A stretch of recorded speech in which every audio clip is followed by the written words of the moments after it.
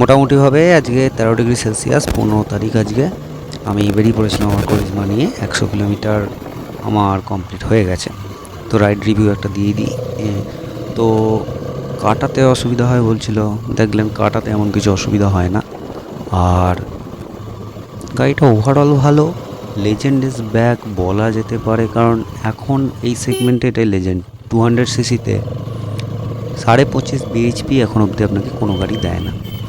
First servicing পর্যন্ত আমি personally এবং কোম্পানিও বলে থাকে 40-60 মধ্যে রাখা। আমিও বলবো 40-60 মধ্যে রাখুন, যদি ফার্স্ট সার্ভিসিংয়ের ভেতরে আপনাকে বেশি তেল সার্ভিস প্রয়োজন হয়। এটা চালাবেন আপনি একদম প্লেনের মতো ফিল পাবেন, বস, কোনো ব্যাপার না। মানে খুব খারাপ রাস্তায় টাউনের ভেতরেও আপনি অন্তত জার্কিং অনুভব করবেন না। আমি একটা বাম্পার 10 থেকে 15 লিন করছি, কোনো ফিল নেই।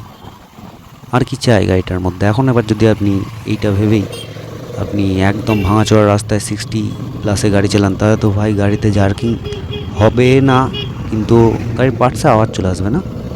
তো আজকের মতো এখানেই শেষ করছি। নো ডাউট গাড়ি ভালো, আপনারা নিলে নিতেই পারেন।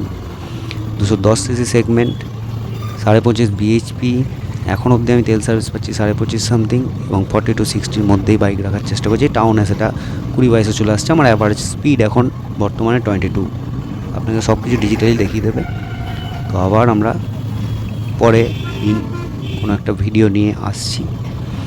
কোনো প্রবলেম ইস্যু এখন অবধি আমি পাইনি, বিগ ইস্যু, তবে পেলে অবশ্যই জানাবো। ধন্যবাদ।